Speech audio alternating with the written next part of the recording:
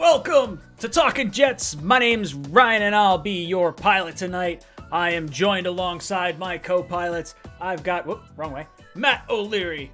We've got Green Bean, the Jets fan, and we got, hold on, where is it? Jimmy joining the panel for the first time.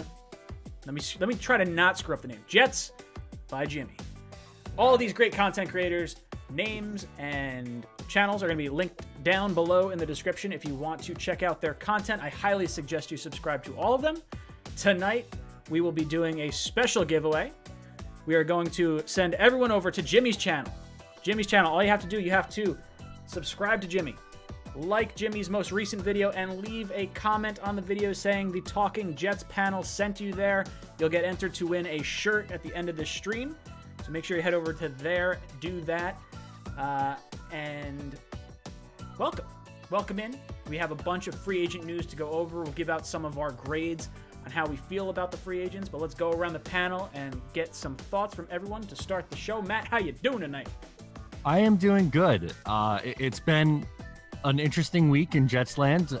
Jets Twitter is at its wit's end with some of this stuff, but it's been a lot of fun, and I look forward to coming on every week where we could kind of talk through it together. So I'm excited about it.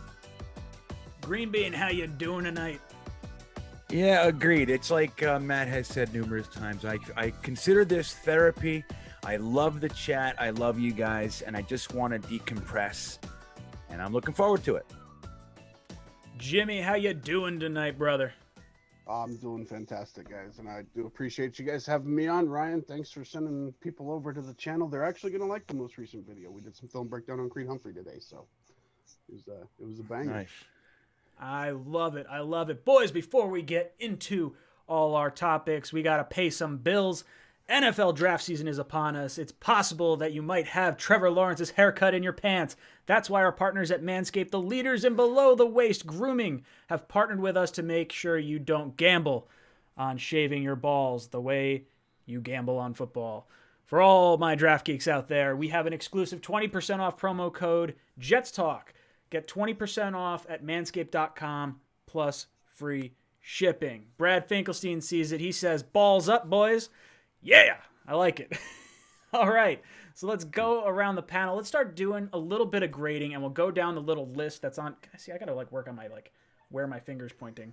Work on the list here. All right, so linebacker Gerard Davis. We're going to give it a grade and a brief comment. Matt, your first thought on Gerard Davis. How you feeling? First quick thought, I was surprised that this was the first signing just based off everything we were hearing. I thought, it would be a bigger name, offensive lineman, maybe a corner. But intrigued with the upside there as a former first-round pick. I really do believe that he was not utilized properly in Detroit, which, go figure. He had the second worst coach in football right ahead of Adam Gase with Matt Patricia, so that's not a surprise. But I'm excited to see what he can do with Robert Saleh, and I trust Saleh's evaluation of linebackers, so I'm okay with it. Jimmy, how you feeling about the Gerard Davis signing? What grade you giving it? I'm going to give it a straight B. I don't hate it, but again, like Matt said, he was utilized very poorly in Detroit. So, there's nothing. I don't think Saleh can do no wrong with these guys. So I like the depth. Green Bean, what about you? How you feeling about the signing of Gerard Davis? Well, I'm going to give it an A, and I'll tell you why. Number one, I like his upside. I like his first 2 years. I love when bad coaches come in and players dip and all that sort of stuff. I love his age. But the reason it's going from a B to an A is because I love how Joe Douglas is passively trolling the Jets fan base by making this the first signing. When everyone was screaming for Joe Thuney or Corey Linsley, he turned around and grabbed the unknown Gerard fucking Davis. And that is why I give it an A.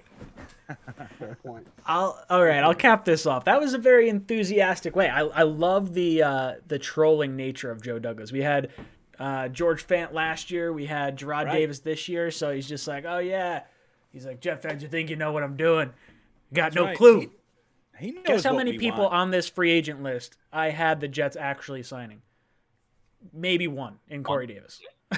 I sort of said Corey Davis would be would make sense. Everyone else did not have. Nope. All right, so I'll give my grade on this. I agree with Jimmy here. I think it's a solid B. It's not something I'm overly excited about. Matt, I didn't hear your grade. I was totally not paying attention. No, I forgot to say it. I'm a dumbass. I'll say B- on this. All right, I'm gonna roll with a B.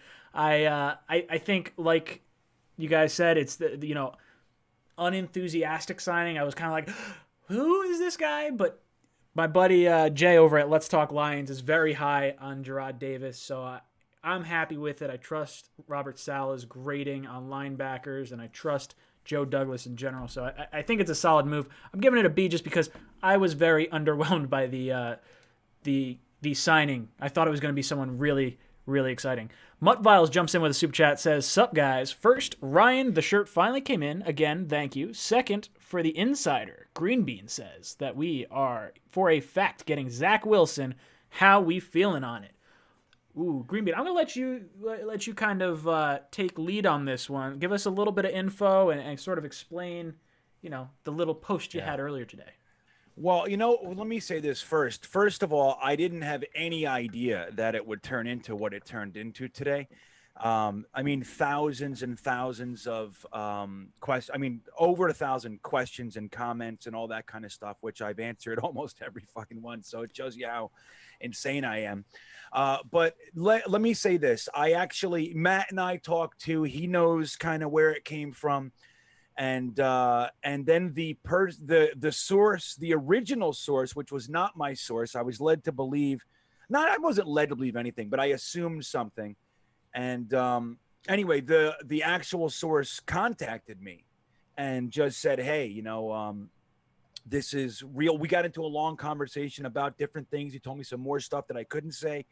And then so I did get confirmation that at least the source itself feels very confident that this is the case. And what it was that the Jets are the idea that the Jets are going to draft Wilson is all but done, unless a physical proves otherwise. So everybody seems to feel really good about his shoulder and all that sort of stuff. So it seems like it's more what's the word I'm looking for? More likely that it's going to happen? More... Yeah, like a formality. It's more of a formality.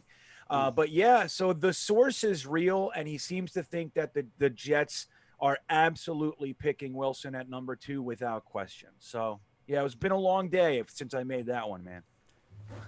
I'll say this. If that's the case, it pretty much locks in exactly how all of us were feeling the Jets would kind of go about this. I think based on Sam's performances last few years, the tough nature of the contract coming up, the contracts, 5-year contract from Saleh, 5-year contract from Douglas, 5-year contract for the rookie quarterback coming in. And then every single tweet that I see of Zach Wilson throwing a football, where he rolls out, rips it down the field 50 yards on a dime, just gets me all sorts of excited. I posted a thing on Twitter. It was that video, and it was Buzz Lightyear going and the wings popping out.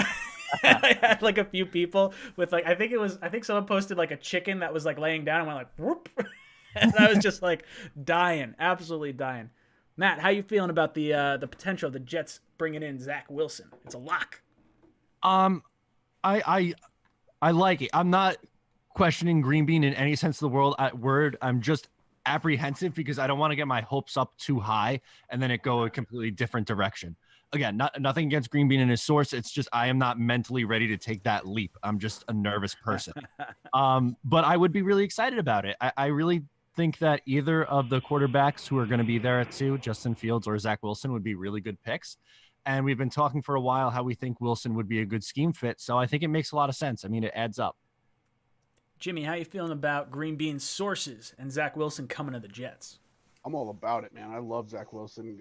In fact, I'm a Boise State. I live out here in Idaho, and I'm a Boise State Broncos fan. Zach Wilson actually decommitted from my team to go to BYU, so there was a little bit of a kind of a, I don't know, pissed offness there. Yeah, it's called a resentment. Yeah, that's the word. But I watched him dissect my team 2 out of the 3 years we played, and he's really good.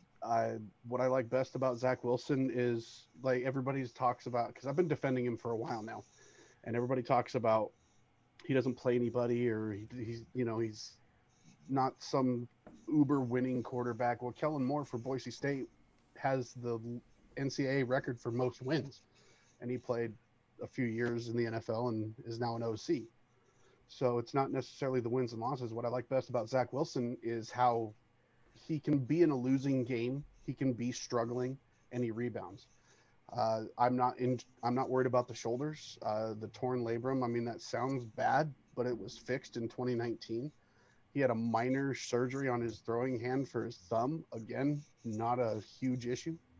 And I think that he could be a Josh Allen type of a rise in the NFL, and I think he could have like a Mahomes and Deshaun Watson ceiling.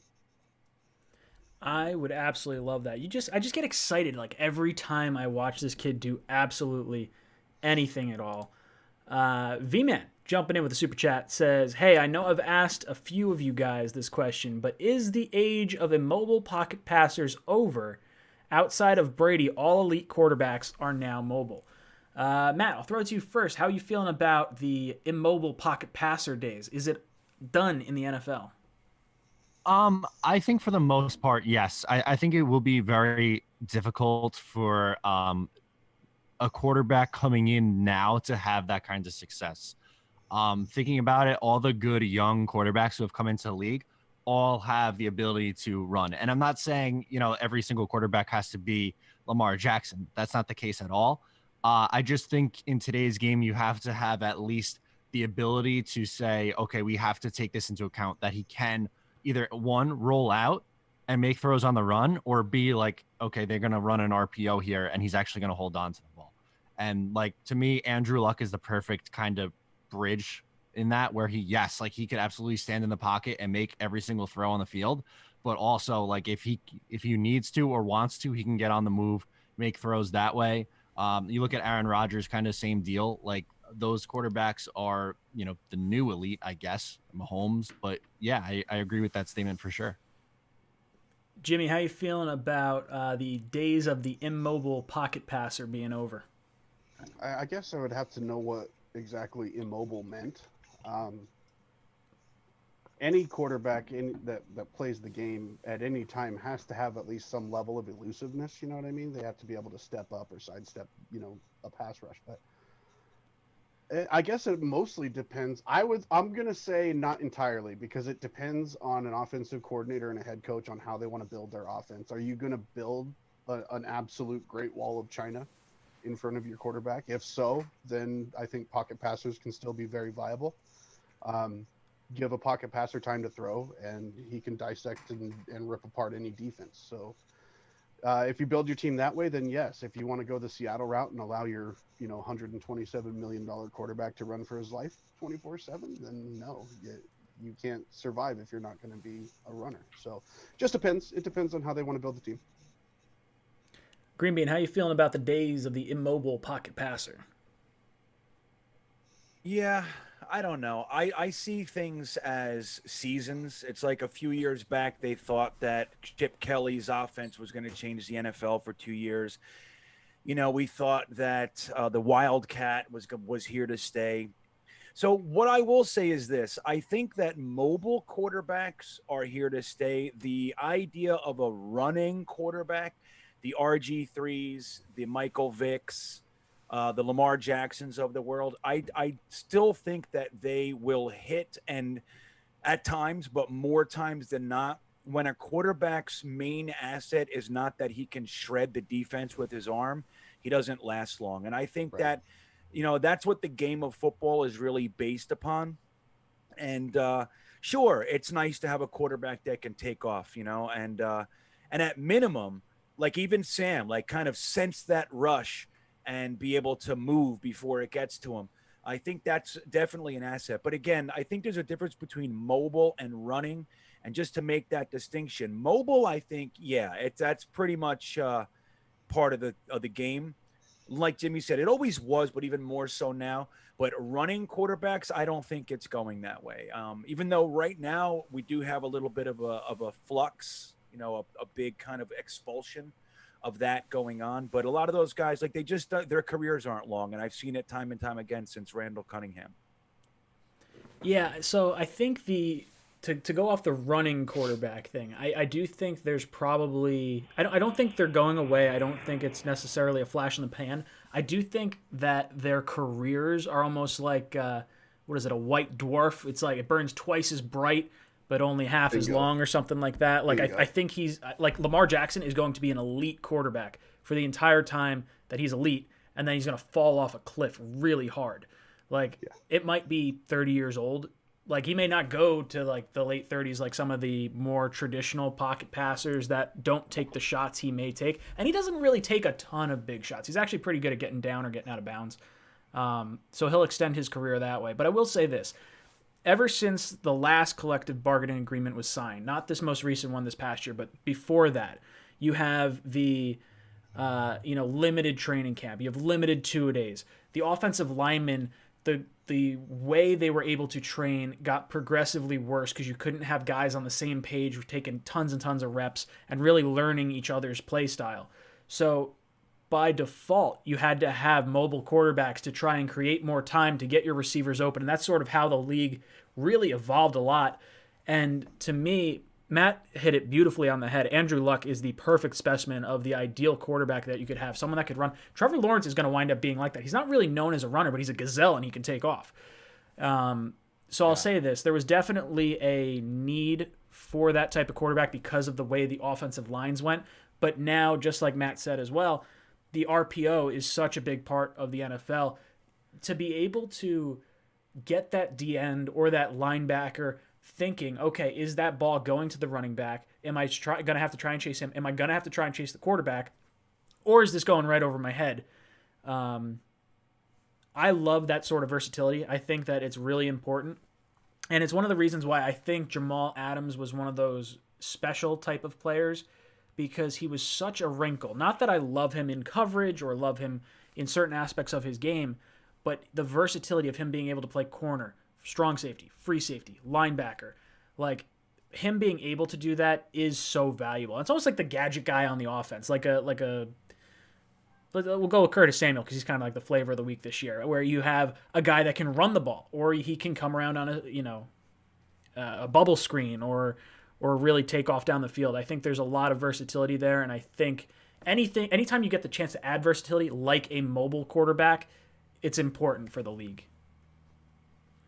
Greenbean, you look like you got to say something. Well, yeah, I was just going to say, like, the RPO to me is interesting. Like, I think offensive schemes only go as far as the defenses will allow them to go. So, like, eventually defensive coordinators tend to figure out the new thing. And the RPO was seen before. It's a little bit more elaborate now with jet sweeps and all those kinds of things, but it's an old offense called the veer. Some of my older guys will know what that is. That was an option offense, and it was so successful until it wasn't. And then it fell off a cliff. And if somebody ran a veer play, it was almost made fun of. It was like, look at them running the veer. It's like, so that's kind of where it came. And I don't think that this is exactly the same, because like I said, there is more elaborate schematic aspects of it. But I think, again, defenses ultimately figure this stuff out. And that's the offense's job, is to stay ahead of the defense. So when a defense figures it out and has something in place to crush that guy when he chooses the option or whatever, and they just get stomped, you'll see it. Everybody go, ooh, okay, we got to think of something fresh. And then when they do it, some, immobile pocket quarterback just standing back there behind a beefcake wall, shreds the league, everybody will want that again. So I think that's more accurate to describe the NFL over the past 94 years that I've been watching it. But I think, so anyway, it just has precedent is what I'm saying. Guys, we are going to be giving away a shirt at the end of this stream. So if you want a chance to get some cool merch, all you have to do is go down into the description down below. There's a link to Jets by Jimmy, his channel. That's our buddy Jimmy in this lower corner right down here. Going to point to him. All you have to do is subscribe to his channel, like his most recent video, and leave a comment saying the Talkin' Jets panel sent you, and you'll be entered to win a shirt. And then come back here and let us know which subscriber you are. on his count. I He think he just actually- broke 100 from what I was looking at. So drop it in the hit 100. comment section. It's pretty cool to see it pop up as it goes. It's fun to see this. I can't grow. thank you guys enough. Like everybody, Ryan, Matt, Green Bean, chat, all you guys. I appreciate it. We'll make this Of course, happen. dude. You're a knowledgeable dude, so it's easy to push people over that way. Yeah. Let's see. Where is my? Did I freeze bean? There it goes. Okay, now it's gone. Sorry. John says it's only going to be sweeter when we stick with Sam. He's talking about the whole rumor that Green Bean was talking about of the Jets being dialed in and locked in on Wilson. Dude, I don't know what to make of this because I have a few friends that are diehard Sam fans, and like I really like Sam a lot. I like him, and part of me does want to see the haul that the Jets could trade down from, and the whole I guess romanticized vision of Sam being our franchise quarterback, because I fell in love with the kid when we took him number 3 overall. I was like, this is the guy. I thought he was the best quarterback in the draft, and you know what?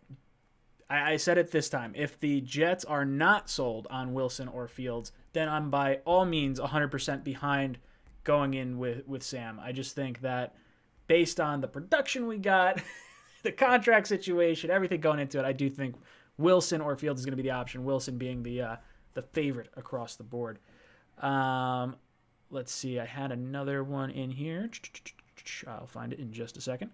Guys, make sure you hit a like. We have over 400 people in here. We got 500 people across all the platforms and only 80 likes. That is a load of baloney. Don't like My it. fault. Don't like it. What a bunch of jerks. I'm usually the one in there every Tuesday going like the fucking stream, you bastards. Best. Jacob comes in with a super chat, says, what up, guys? What's the key difference between the big 3 quarterbacks in this year's draft versus Lance and Jones? Is it experience or quality or both? I don't know if there's necessarily a big 3. I wouldn't say there's a big 3 because we've seen mock drafts with Fields falling like way down, like down to 15 to the Patriots. And I don't think he's going to fall that far. But you look at Schefter saying there's going to be 4 quarterbacks taken in the top 6. That alone tells you that there's 4 good quarterbacks, and there's a real good shot that there's going to be 5 taken before the Patriots even get on the clock at 15. I do think Mac Jones and Lance are maybe seen as a step down because everyone's been talking about Fields, Wilson, and Lawrence for like the longest time. Lance opting out, I think, played a factor in this. His one showcase game, he threw his only interception, didn't really have a great passing day. And then with Mac Jones, had a phenomenal season, but he had the best offensive line in college football. He had the best running back in college football. He had the best wide receivers in college football. He had the best defense in college football. He had the best coach in college football. Like that's best recruit. Yeah, like that. Like for me, it's almost like playing a video game and you're just cheating. Like I like what you see from. Actually, did you guys see the whole Najee Harris thing? His flight got canceled, and he drove, I think it was like 9 hours to get to Alabama's pro day. And he wasn't even like competing in it. He just wanted to be there for his teammates. Yeah. Why? 100%. So what do you guys think the key difference is between the top of the pack quarterbacks? Green Bean, I'll throw it to you first. Well, the funny thing about Mac Jones is that, Tua Tagovailoa had even more of those guys on the team, and Mac Jones had a better, statistically anyway, a better Alabama. This year was better than Tua's best year or something. So I don't know. I don't dislike Mac Jones like some others. I actually think he's a sneaky little bastard that might end up being one of the better quarterbacks from this class. Like I've said, I want to make sure this is clear. Number one, the thing I said today was not me supporting Wilson as the pick. It's just information I got, so I gave it. But I'm not anti-Wilson, but I also am not sold. And it's funny, on Twitter, I've become this. I mean, people think I'm the anti-Wilson, which is it just shows how black and white everything is these days. If you're even the slightest bit critical, you're like, get him, so that's what happens. But So I've just taken great delight in pointing, like just people post highlights. And I'm like, look at that pocket. You know what I mean? Like just things like that with Wilson. Just So I like Wilson. Yeah. So, I like Wilson a lot. I'm not sold on him. He hasn't seen enough. I mean, I hasn't shown enough to me to be confident that he's this guy that's going to come in and not pull a Tim Couch or a Sam Darnold or a David Carr or any of these guys. So it just is what it is. I think it depends on the regime. I happen to like Trey Lance a lot. I've been looking into him recently. Again, like Jimmy and I were talking about yesterday, the sample size is just so small with him that I think the best position for him would be to come in and sit. Like, that's what I think. Like, if you have that in place, Lance might be the perfect quarterback to do that. I don't think Fields should be sliding like he is. I think he proved his mettle. His arm is just so strong. He's got such beautiful touch. But I think it's that run first stuff that's pushing them, at least in the eyes of the press. So I don't know. I think they're tighter than we think, and I think it all just depends on the type of offense you run. I think there's a quarterback for every flavor right now. Even when you get to guys like Kellen Mond and Jamie Newman, who I've been talking about for a little while. I happen to like those guys, and I think that in many other years they might be considered first-round quarterbacks. Maybe not to the degree that like Lawrence and Zach Wilson and such, but I think they have a lot of upside as well. So it's a really good quarterback class.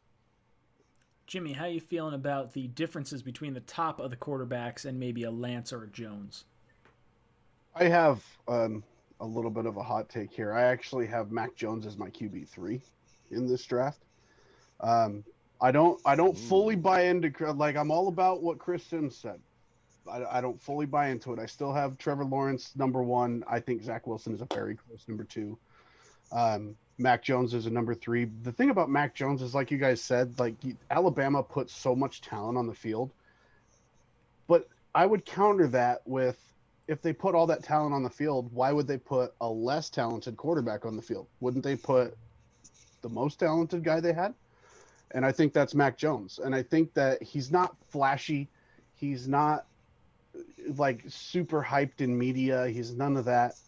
Like Chris Sims said in his podcast when he did his top 5, he said, or he did top 6, but when he said Mac Jones just looks awful in his uniform. And I'm like, you're absolutely right. Like, he does. He actually does. And he doesn't get love from the media because he doesn't have the flash. Like, Trevor Lawrence has the flowing locks, his little golden hair, kind of a segue into another sponsor break eventually. But like, then you got Zach Wilson is like the come out of nowhere, just unreal season. Justin Fields, I don't know why I just blanked on his name there, but Justin Fields, is he going to be the guy to get the Ohio State stigma off the quarterback's back? Like, you have all these storylines with these guys, but Mac Jones, he's just automatic. He just goes in. He's good at everything he does. He's not elite at everything. He has a few top tier talents, some good aspects. But if you want a quarterback that's just going to go in Tom Brady like, and I hate saying that, but if you want a guy that's going to go in and be like an automatic quarterback, get it done every play, every game, every season, Mac Jones is your guy. And he'll need to sit. I think he'll need to get used to the speed. But I have Justin Fields as my QB4, Kellen Mond number 5, Kyle Trask number 6, and I have Trey Lance at number 7. And it's specifically to answer the question, it's absolutely because of sample size. I think if Trey Lance goes back to North Dakota State, balls out next year, he is the consensus number 1 draft pick for 2022. And I think he should do it. I don't think he's obviously not going to do it because he's already declared, but if they get into a situation like the Johnsons and Todd Bowles put Sam Darnold in, he could probably end up busting. Matt, what about you? How are you feeling about the quarterbacks? I like them. I think there are 4 really good quarterback prospects, and one I'm not so high on that a lot of people are talking up a little bit. So I'll break it down. To me, number 1, far and away, Trevor Lawrence. I don't really think there's anything that I could say that makes Zach Wilson or Justin Fields at that level. I would then say there's a step down and I have Wilson and Fields very close as 2 and 3, but with a slight edge to Wilson. I still like both players. I think people are overthinking Justin Fields a little bit. I think we've just heard about him for so long that it's like, okay, I'm kind of at this point looking for things to be critical about. And I get it, the whole with the Ohio State quarterbacks, but we've talked about this ad nauseum at this point, but just we went through, Wisconsin before Russell Wilson, Texas Tech before Pat Mahomes, Clemson before Deshaun Watson, and you go right down the line. But then after that, I would say slight step down from there, Trey Lance. And to me, it's the sample size from him. We just haven't seen a lot of him, but I do think if he had the chance to play a full season, I think he would be right up there in the conversation with Wilson and Fields, how they're being thought of for the most part. And then I have Mac Jones 5. I think he's okay, but I don't think he has any of the traits that wow me like the top 4 do. And I do think that he has benefited from the guys that he's played with a ton and from having a great coach. So I'm a little bit apprehensive about him going to the next level. That's not taking away anything that he's done at the college level. I just like the traits of the other 4 a little bit more than Mac Jones. To me, he's more of a late first or early second kind of a quarterback. He's not someone I would take in the top half of the first round. So I don't know if I was talking to you guys about this or if it was someone from maybe yesterday's stream that I was doing, but what do you guys think about Cam Newton going back to the Patriots and the idea of Trey Lance sitting behind him for a year? What do you think about that? That's like, I hadn't really considered it, but man, I really like Trey Lance before this season, before he he didn't opt out, but before they decided not to have like a season for that conference. I thought he was QB2. I really did. I think the kid is absolutely lightning in a bottle. And like these guys said, sample size is the reason he's QB4 for me. What do you think about the Patriots possibly letting Lance learn behind Cam? Anyone? Yeah. Go ahead, Matt. I was just going to say, I think it would make a ton of sense. I don't think Cam's a long-term solution there. I don't think he's going to be as bad as what he was this past year. I think that'd be pretty tough for him to do. But I do think that would make a lot of sense to have a quarterback like him in there and being a placeholder for a guy like Trey Lance, who, as we said, is still kind of raw and doesn't have a ton of experience and could benefit from sitting for, maybe half a season or a full season, something like that.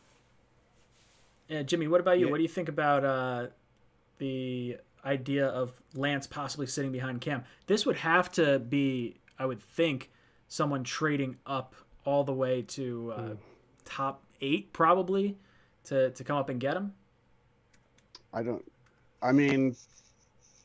Newton's been a great quarterback I'm not too high on him as a person. I would be concerned about Cam Newton being in a mentor role. I think he's a little bit unstable. I think, based on decisions and attire, I would say. I think he's probably a little batshit at this point, but being a little facetious there, obviously, I think ultimately, does he want that mentor role? Is Cam Newton at the point in his life where he can accept the fact that he's pretty much in the twilight aspect of his career? Can he accept that, and can he pass on those traits, or does he want to just latch on and hold on to that job for as long as he can? I don't know if I trust him to be the mentor. So, what about you, Greenbean? How are you feeling about that? Well, I think one of the things I see a lot of Jets fans doing is kind of counting the Patriots out, counting Bill Belichick out, and I think it's foolish for our emotional state to do so. I mean, he's loading up right now, and you see what he's loading up with, which is a direct response to the dime packages we're seeing all over the NFL and everything. He's bringing in a bunch of big bodies, and he's going to have the intention of doing what he did about a decade ago, which is manhandle the NFL with big brutes that are just bigger and stronger and faster than you. And I think Cam Newton kind of playing for this year, I agree. I don't know how he would be in a mentor role. He doesn't strike me as a mentor, but I don't know him all that well. But there's a reason also that the Carolina Panthers let him go when the new regime came in. And that's injuries and stuff. And we saw some of that last year. So I don't know if he'll make it through the whole season or whatever. I think Cam's still a good quarterback, but I think more so than being in a mentor role, it's more about just giving Lance time to work with McDaniels and just kind of, be around the NFL game and learn under really, I mean, look, the Patriots coaching and development is pretty damn good, man. Call it what you will. I hate the Patriots more than anything, but they've been able to produce guys to step in and take guys who leaves roles for 20 years. So I think having Trey Lance in the backup role while Cam Newton is out there doing whatever he does would still be to benefit. And I think it would be very smart. Like Matt said, it makes a ton of sense to me. I agree. Kyle Ormsby, thank you for the super chat. Do you see Sleepy Joe taking another D-end to go on the other side of Carl Lawson? Also, Sleepy Joe needs to hit it out of the park with this draft. Otherwise, New York fans will erupt. I think there's a lot of impatient Jet fans. And I think we've heard Joe Douglas's plan from day one. He wants to build this team through the draft. And how do you do that? That's not overspending on free agents. We've seen how the Tremaine Johnsons, the C.J. Mosleys, the Le'Veon Bells, the Darrelle Revises, the Antonio Cromarties, like how all these players eventually wind up turning out. And to me, one of the biggest things is this one-year contract that he's been giving out to a lot of guys the last 2 years. I think you get a more motivated player who wants to earn their next payday. I know myself, like, if you give me a single opportunity and you're like, okay, you got to prove yourself, I'm really, really competitive. And I can only imagine how highly competitive an NFL player is. And they're going to want to fight and claw to try and get their next contract. So I do like that. I also like it from a dead cap perspective. The Jets had like $16 million, $17 million in dead cap this past year. How nice would it have been to have, Kenny Golladay on your team? Well, sorry, you have dead cap. You've had bad contracts, and now you can't have him on your team for this year. So you're basically playing without a stud player, or at least two solid depth players, by having dead cap like that. So as much as Jet fans are frustrated with it, I like Joe Douglas's approach. I'm not going to kill him on his, draft if he doesn't necessarily hit it out of the park. I do think he has to come away with half of our draft picks being solid contributors for me to be very happy with his draft. Yeah. That's where I'm going. Green Bean, how are you feeling about it? Yeah, well, I like it too, man. I mean, look, and it's not to say that we've talked about this ad nauseum. Everybody knows how you, me, and Matt and Jimmy think. It's like we all wanted Thuney. We all loved the idea of Allen Robinson before he was franchised. Like, don't get me wrong, but the truth is that we have seen this for 30 years. The Jets are usually out front signing the sexiest names and expelling all of the last pennies that we've had. I mean, we use every dollar. I think it's just smarter to use this time and use, and keep make frugal sense of the whole budget to, to give yourself flexibility. And he's doing that with free agency, with the players that he chooses, the types of contracts that he chooses, and the money that he pays out. And I think it's tough. I won't get on anybody for not seeing it. Like, it's tough. We all want this stuff, but it ultimately is very smart because we're still working on foundation. We're not working on our curtains yet. And that's what a lot of these players really are. They're the window dressing on top of the foundation, and we don't have that. So I like it. I like what's going on right now. Jimmy, how do you like how Douglas is handling his free agency, his draft, and do you think he needs to hit on this draft, or the New York fan base will erupt? I mean, the New York fan base is going to erupt no matter what. Like, there's really not a question about that. I mean, like, look at Yankee fans. I'm a Yankee fan. Like, it goes we love our pitcher one pitch, the next pitch we hate him and he's a bum. So, I mean, that's just New York sports. So we just have to deal with it. Obviously, we have to hit on the draft. I think that's something a GM should do. I don't think. It's not too much to expect a top level GM to draft well. You know what I mean? Obviously, we're all going to have different opinions on that. As far as free agency, the fact of the matter is I think it was ESPN that was rating us as the third most improved roster in this offseason. So how is that like Sleepy Joe? Really? I mean. Third most improved roster. I think it's been an A draft so far. I think Corey Davis is an A+. I think Keelan Cole is an A+. I think Carl Lawson is an A+. Obviously I'm not too high on Croft. I think I call that a C. But we're probably going to get into more of that later. But I think he's done a fantastic job this offseason. He did exactly what he said he was going to do. He was going to be more aggressive in this free agency than he was last year. He admitted his mistakes last year, and he's moving forward. So I'm excited for the draft. And even last year, yeah, we had a bunch of injuries and stuff. But the fact of the matter is last year I think we had like 6 or 7 rookies that ended up being regular starters, if not every game starters. So I think he's doing a great job. Matt, how you feeling about Joe Douglas, and does he need to hit on every pick or have an amazing draft for Jet fans not to freak out? To me, that's just super unrealistic. You're not going to be able to hit on every single pick.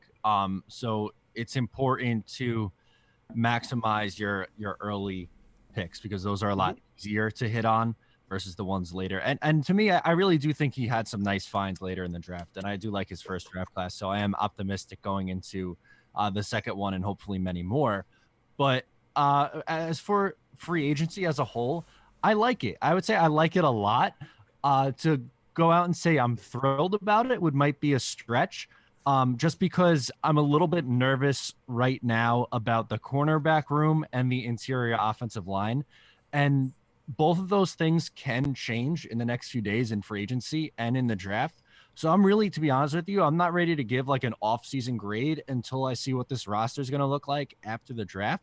And then I could say, okay, I see why maybe he didn't want to spend the money because he ended up drafting 2 guards at, 34 and picked up another one in the 3rd round. So it really all depends on what his plan is for the draft for me to sit here and say, okay, it was a successful free agency because he got this guy, and this guy.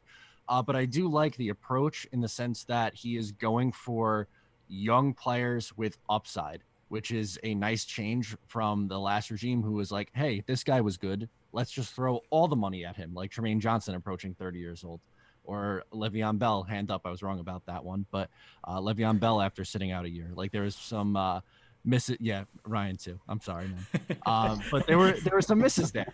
But Joe Douglas, I think, took a smart approach to this for sure. Yeah. And I didn't want it to sound like I was saying that he needed to hit on every draft pick, Matt. So I don't want it. Oh, no, totally. Okay. Mike Parlato says, this rumor sounds similar to when sources said Josh Allen, edge, not quarterback, was a lock to us at number 3. He's talking about Green Bean sources saying that Wilson is a lock at number 2. I don't know if I necessarily believed Josh Allen was a lock for us at number 3 when the Quinnen Williams draft was coming around, because you knew it was going to be Kyler at 1. You knew Bosa was going 2. And to me, Quinnen Williams was like by far the highest graded player on the board at number 3. Like it was really those 3 and then everyone else. So like I felt like it was going to be Quinnen. I understood the love for Josh Allen. I just wasn't, necessarily as crazy high up there. Justin Crazy, my dude, dropping in with a big time donation, brother. I'll get you up there in just a second. Man. All right. So yeah. He's saying it sounds like some of the rumors from the past that we've heard. So he's calling you out, Green Bean. We'll have to see. We'll have to wait and see. Elijah comes in with a super chat. I don't even remember that rumor. I was gonna say I don't really remember a Josh Allen rumor, but like I could have been somewhere. I don't remember that. Before I get to this next question, guys, we're giving away a shirt at the end of the stream. All you have to do is go down into the description down below. There is a link to Jets by Jimmy, our buddy down in the corner there. He is down in the description down below. All you have to do is subscribe to his channel, like his most recent video, and say the Talkin' Jets panel sent you over there. And we're going to pick someone to win a shirt at the end of this stream. And don't forget to drop a little comment in our live chat over here. Let us know what number subscriber you were as well. It's kind of cool to see that tick up. Yeah. But Elijah comes in with the super chat, says, before Green Bean said he has a source, I believe we may take Trey Lance. I like him just as much as Wilson, but definitely more than Fields. I also want tight end Tommy Tremblay. I also think Mac Jones is solid, says Elijah. So I guess any thoughts on Elijah's comment right here? He liked Trey Lance before. Can I ask a question? Is that how you say that, Tommy Tremblay? I've been calling him Tommy Tremble for months. Yeah, 100%. And I don't like him. I'm throwing some French in there. I don't know. We've been saying Tooney and Thuney, so it may not be Tremblay. Tremblay is Right. what is that from? That is from that's a movie. Ryan's I taking don't know. artistic license on his stream. Green Bean, let him go. Oh, That is- 100%. okay. That's just it. Tremblay. It sounds like it should be. It looks like it should be French. I don't even know if I'm saying it right. Tremble's not a football name. No, Tremble makes you seem like oh, I'm scared, I'm trembling. Yeah. But Tremblay is like, oh, it's like there was a kid in my high school at the time had a last name that looked way dirtier than it was, but it's almost like someone saying that you like throw an E over it and you're like, oh, okay, yeah, no, it's like French or something like that. It's the same sort of my idea. Broncos have a linebacker named Riley Wimpy, but that's great. You make fun of the name until that motherfucker hits you. He's a beast. Great. E-Rock drops in with a super chat, says, lots of talk of level of competition and open receivers, but I'm curious if Wilson has ever truly had his clock cleaned on the field. Haven't seen it. That's something that I think a lot of people like to get on him about. I want to say the average age of his offensive lineman this past year was like 26 years old. It was like a really, really old for a college player. So you're talking about like fully grown. Imagine like NFL players, or at least like the growth of like the additional 4 years out of college. Like when I graduated college, I was 150 pounds. Now I'm like 185. So like 35 pounds in just, well, I guess now it's been closer to a decade, but still the extra weight. Is there any concern that Wilson may have had too clean of a pocket? Maybe he didn't have the shots that maybe some other guys may have taken or have received. Matt, I'll throw it to you first. I mean, it's a concern, seeing how if he can take a hit, I guess. Is it enough for me to say, okay, I don't know if I would draft him because of it? I don't think I'd go that far. Just like the same way I wouldn't say like, oh, I can't possibly draft Justin Fields at 2 because Ohio State quarterbacks never work out. I think my honest feeling on it is you could find things to dislike about every single quarterback prospect ever. And you just have to look at the positives on the other side and say, okay, do these outweigh the potential risks there? And yes, there is a risk. No quarterback is without a risk involved. But I don't think it's enough for me to say, okay, I don't think I could take him at 2 because his pocket was too clean, or that he hasn't taken enough hits, or the competition, stuff like that. Jimmy, any thoughts on Wilson not taking any big shots? Oh, I've personally seen him take shots live. Boise State's defense is tough, guys. Like for a small school, I know everybody here loves Bama and all the SEC guys and whatever, but we're a scrappy little defense, man. And Wilson has gotten hit, but like I keep saying, it's his rebound ability, and he's just somebody that can put all that stuff behind him. He is an incredibly smart athlete. He is very coachable. There's obviously going to he needs to grow. He needs to develop. That's absolutely true. But he has the capacity to do that, and he has the room to grow. And I don't think, I think if we're trying to find something to not like about a quarterback, I guess I'm okay with that being he had too good an offensive line. And you're right, like, because at BYU, the Mormon school, they usually go on their missions before they start college. So, they're a couple years older when they're freshmen.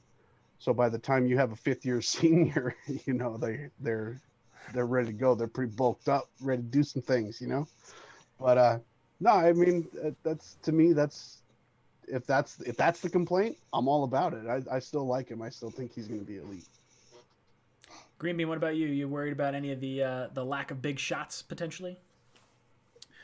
Yeah, well, look, Jimmy says he's seen him take big shots. I did a couple of, spend some time digging into some stuff on Zach Wilson over the past few months, watching full game tapes, things like that. There was one game, I believe it was, forgive me, I feel like it was San Jose State. I watched that full game in 2 helpings, and he didn't get touched the entire game. And it's just so that I do have a concern. Like Matt said, like, is that going to be like if somebody has every trait you want in a quarterback, and it just so happened that his offensive line was great? Like, are you going to say I can't draft him no matter how? I don't think I would go that far.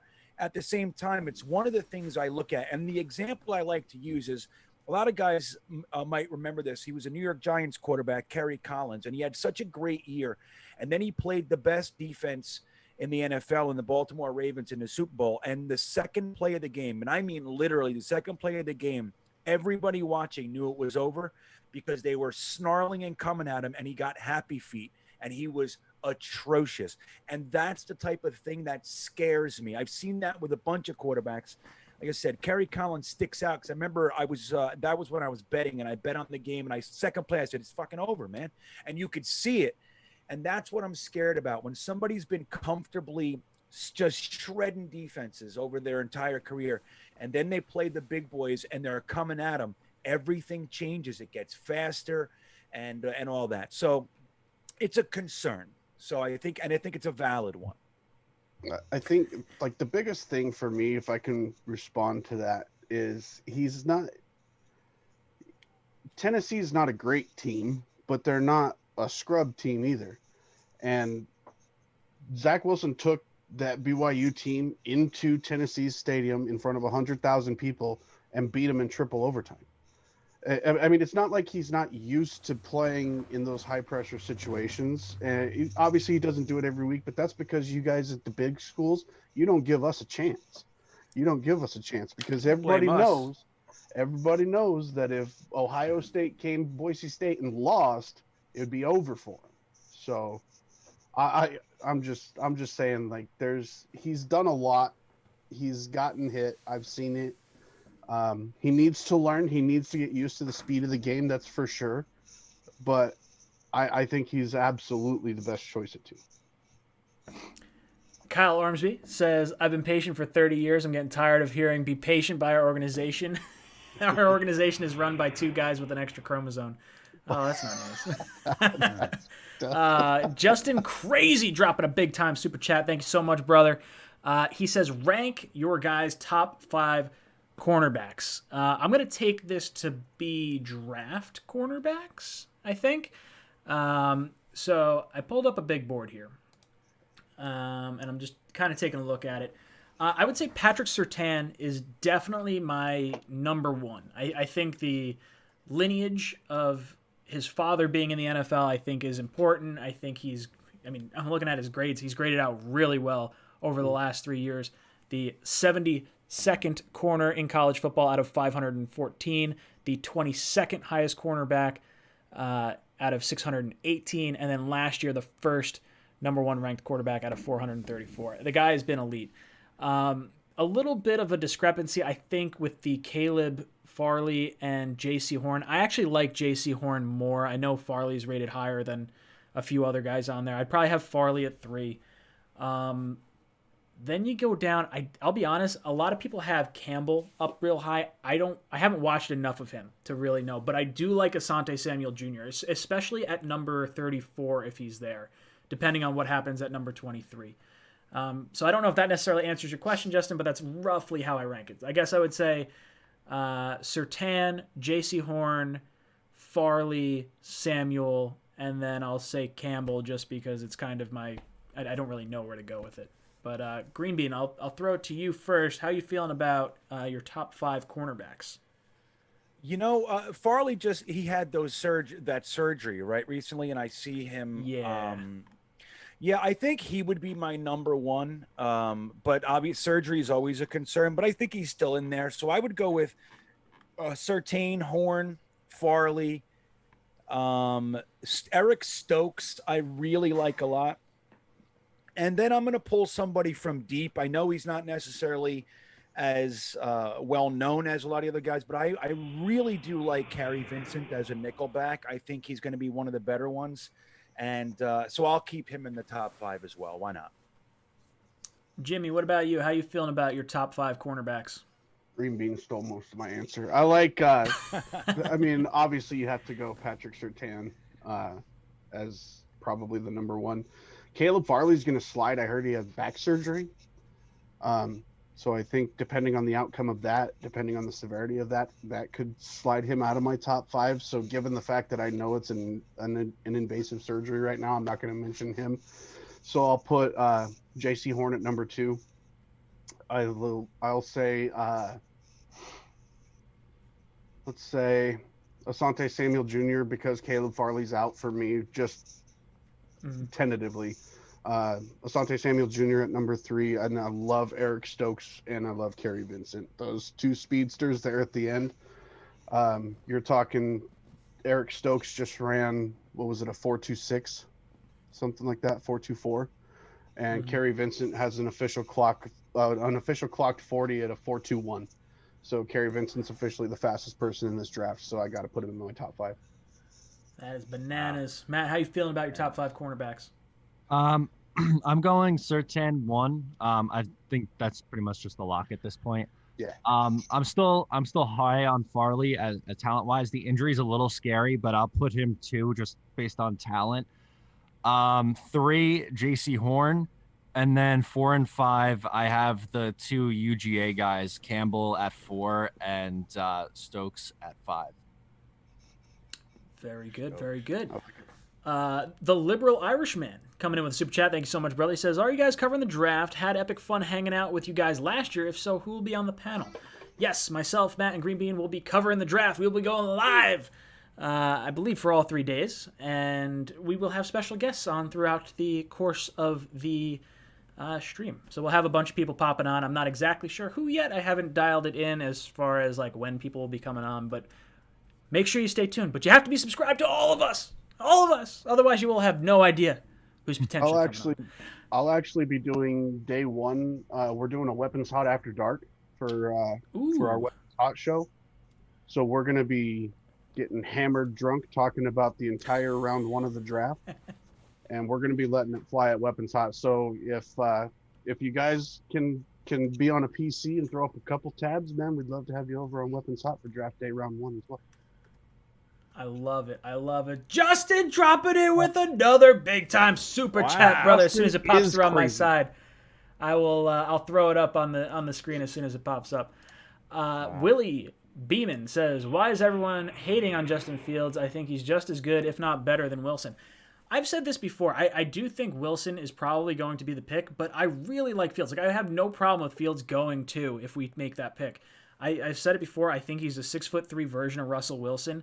And him running, a 4.4 40 is stupid fast. At that size, like, get out of here. He's a freight train running at you. The guy doesn't get tackled. I just have a hard time seeing him be the pick. I think his personality would fit the city of New York. Like, that, to me, screams New York City. Yeah. But I think he'll ultimately go number 4 to Atlanta, go to his hometown Georgia team. That's sort of my gut feeling. Matt, any thoughts on why people are hating on Justin Fields? I really think people are just overthinking it. And I know that I've said this for a while now. I have Wilson as my quarterback too, but I am not anti-Justin Fields. I think he's immensely talented. His deep ball is awesome. His speed is tremendous. You very rarely see a quarterback run that fast. He desperately wants to get in the 4.3s too, and I think he could do it. Immensely talented athlete. I'm with you. When I picture what I think is going to happen, I think it's Wilson. And I think with Fields, I think Carolina trades up to 4 for him and he goes to the Carolina Panthers. Ooh, I like that a lot. Green Bean, your thoughts on Fields? Yeah, I think there's a couple things. One, like Matt has said a couple times in this stream, I think it's Fields has been the consensus number 2 right behind Trevor Lawrence for years. So it's just one of those things where, it's like people find it more exciting and interesting to talk about a different thing and all that. So, and that's very, very real. It happens every single year. I think in addition to that, there is some concern about running quarterbacks, and he seems to be one that leans to run more than he leans toward hitting his second and third and fourth reads. So that's one of the things where I think people look at that stuff. But I think Justin Fields, I think Justin Fields in my book is still right there at 2 or 3, 2A, 2B kind of thing. And I think in most people's eyes, if they had to make the decision, he'd be on a lot of people's lips. What do you think, Jimmy? Let me just throw this out here. I'll say, if any quarterback in Buckeye history can dispel that mindset, that stigma of Ohio State quarterbacks not translating into the NFL, it's Justin Fields. He's the one that can do it. However, let's take a look at these. These are the best Ohio State quarterbacks of all time, in order, ranked from best to worst. Justin Fields is number one. Makes sense, right? Then Troy Smith, JT Barrett, Braxton Miller, Dwayne Haskins, Craig Krenzel, Terrell Pryor, but he's success, but more as a wide receiver, not a quarterback. Rex Kern, Art Schleichter. My point being, none of these guys did anything in the NFL. It's just a scheme in Ohio State. It's a very, like Chris Sims said, I keep going back to him because he's kind of been right a lot. He said in his podcast, it's like Ohio State just runs a very college-y offense, and it's really hard. So what I see from Ohio State quarterbacks coming up is they're so used to that system working that when the system is not there and it's My not file's working, dropping in a big dick Yeah. super chat. Now Sorry. it's a competition I got excited. now. Oh, wow. Holy cannoli. I'm gonna let you get to that. Like, I can't pull it up right away because it's like Okay. the whole setup I have, it's not as fast as everything I'd like to do. So you could finish your thought. Well, I just got to say this is when an Ohio State quarterback is running into issues with that system not being there to keep them going, then I feel like they start trying to rely on their natural talent too much and try to force things, and then it Come just on. creates a downhill No, spiral. holy smokes. No Come fucking on. way. Holy crap. shit. Jesus. Look at these guys. Justin. Matt, what do you think Ryan's of what's going on buying here? DoorDash. Justin, I It's a hope piston you contest. used I promo love it. code JetsTalk when you shaved that crazy, Matt. massive, enormous thing you got hanging out of your pants right now. Jesus Christ. Yeah. Wowzers. Anyway, Hey. that was my comment. Let's discuss what's happening right now because it's pretty Yeah. insane. All right, let me try to burn through some super chats real quick. RJ McPot says, crazy theory. Trader Joe will trade Sam and trade back. Quarterbacks next year will bang on the table to be traded here and even pull an Antonio Brown. I'm okay with running it back with Sam if, well, he said he will trade Sam and trade back. So what are you running with, like Morgan as your quarterback and then like just guaranteeing the tank for next year? And I don't want to go through another year of just being like, oh, I can't wait for this next rookie phenom to come out. I cannot do it. I can't do it. Chris Bucco jumps in, says Zach Wilson also plays with 28-year-old Mormon accountants. The lesser competition works both Fair. ways. That is perfectly fair. I can understand where you're coming through with that. All right, let me see. Justin Big Dick Crazy is actually, I think, what we have to refer to him as. He says, who is your favorite Jets player of all time? Mine, I loved Wayne Corbett. Wayne Corbett to me is hands down my favorite Jet of all time. I absolutely idolized the guy growing up. I wasn't a real tall kid, and he was, the short guy, the Green Lantern on the field. So he'll always have a spot in my heart. That is my favorite Jet of all time. Matt, what about you? Who's your favorite Jet? I have kind of two answers. So I'm gonna go cop out. My less obvious one is Sean Ellis. I don't know if you guys can see, but I have I a like that. I signed like jersey that. Wow. by him up there. Huge Sean Ellis guy, really Interesting. nice dude. But then like Curtis Martin in the early 2000s when I was getting into the game, he was just like, he was our guy and he was so good. That 2004 season was just absolutely tremendous. So those two are my favorite Jets by far. Jimmy, what about you? Who's your favorite Jet of all time? I like Wayne Corbett, but since you stole the answer, I'm going to go with my all-time favorite Jet, Mark Gastineau. I love Mark. Friends with the man on Facebook. He's dope. He's an awesome person. dealing with the things that he's dealing with. If you guys know what I'm talking about, but Yeah. he's a hardcore trooper, and he's alongside all the other guys in the sack exchange. I love Gastineau, and in fact, I have finally found it after like 5 or 6 years of searching, a Mark Gastineau Titans of New York jersey, bought and paid for, on its way to me as we speak. Awesome. And I was finally able to find one, but I do have to go with another one. Rob Carpenter, former wide receiver for the Jets.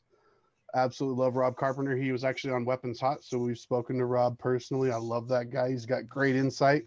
Super fun to go on his Instagram too. That guy's a trip. Greenby, what about you? Who's your favorite Jet of all time? Well, can I do an offensive and defense by era? Ooh, is that okay? That's a good one. Okay, like 11. He's like my 11 favorite. Yeah, Jets. he's like every era is 10 years. Yeah, go for it.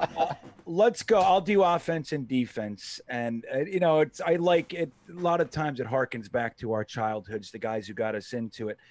Mine is Mark Gastineau. He was absolutely the solidifying force that entrenched me into Jets fandom.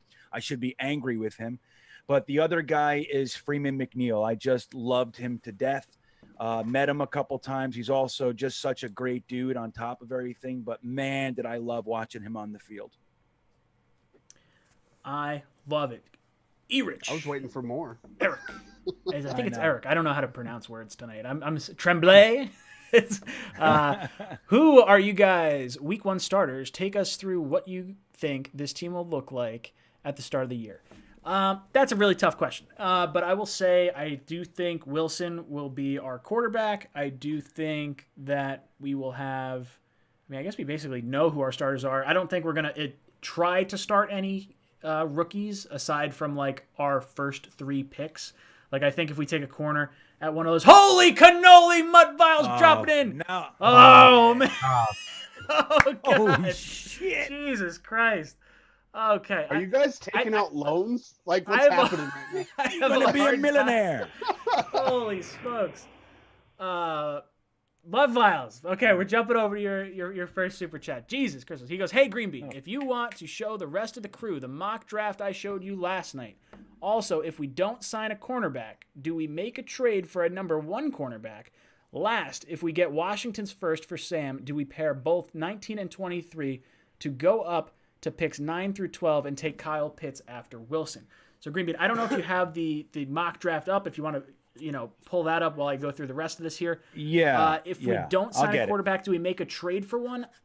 I don't know. I don't see Douglas giving up picks for players unless it's like a bad contract and they're just trying to get rid of that. I don't know. Jeez, I'm losing my freaking mind here. Justin, it's okay. We love you. We absolutely love you. You two are bananas. It's banana land in here right now. Cornerback wise, I don't know if we'll trade. I don't think it'll trade unless it's a guy on a bad contract. And I don't think if we were to get Washington's number 1, I don't think we'd give up 19 and 23 to go up and get Pitts. I think we'll take a player at 19 and at 23. Matt, I'll throw it to you first. How are you feeling about Mutvile's comments here? I'm my head's kind of spinning right now. You guys are unbelievable.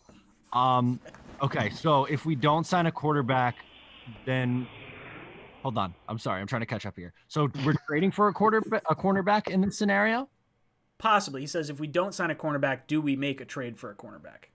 I would be surprised. I think they're going to try to grab one with their first and a second round pick.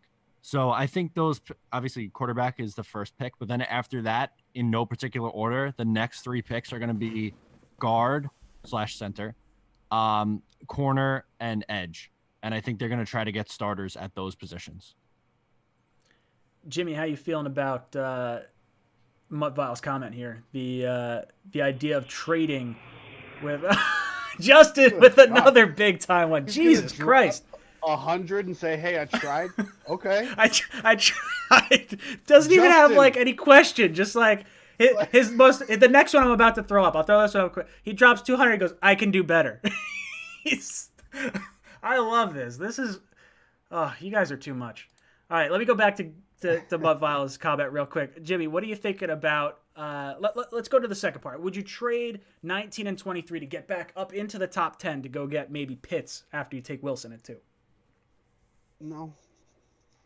I have a specific way that I think it should go, and trading for a corner. I think if it happened, I would be surprised if it happened. I don't think it will. If we did, please, Joe Douglas, if there's Lord Jesus above, bring me Marshawn Lattimore from the Saints.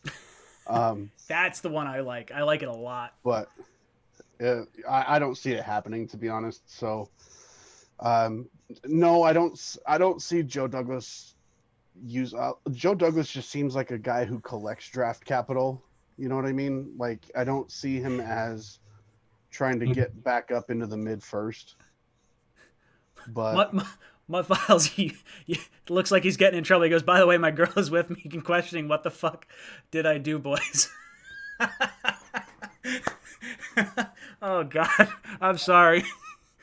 I don't know if I cut you off. No refunds. No refunds.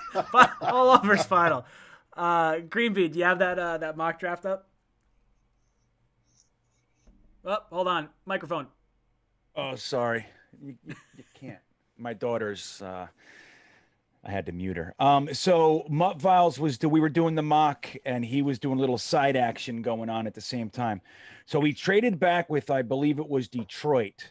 He had the same trade that we ended up getting. So he took Kyle Pitts at 7, Mac Jones at 23, Wyatt Davis at 34, Patrick Jones at 41, Amari Rogers at 69, Dylan Moses, the linebacker from Alabama at 86, Trey Sermon at 112, cornerback DJ Daniel from Georgia at 126, and then a center, Drake Jackson out of Kentucky at 146. And that's it. It ends there, Mutt Viles. But yeah, it's pretty stout. I like it. Mutt Viles and Justin, I think we could quit our day jobs. I know. Jesus We're gonna be Christ, you guys millionaires. are friggin' awesome. Holy smokes. Justin says I could do better. I'm going to leave that up for a little bit because that is some baller status right there to drop that kind of comment. Benjamin says cornerback or guard at 23. Also chances Caleb Farley drops. I think Caleb Farley is definitely going to drop. And if he makes it to 23, you got to pull the trigger, I think, because I don't think J.C. Horn will be there at that point.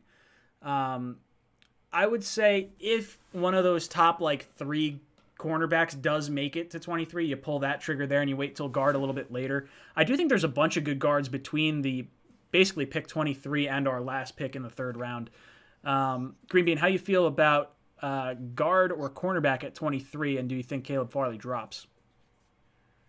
Well, I love the idea of a guard. Even if let's say we go ahead and take a quarterback, I would like to see a guard follow that up. But even if we don't go quarterback, like if we do the trade back thing, I would still like to see a guard.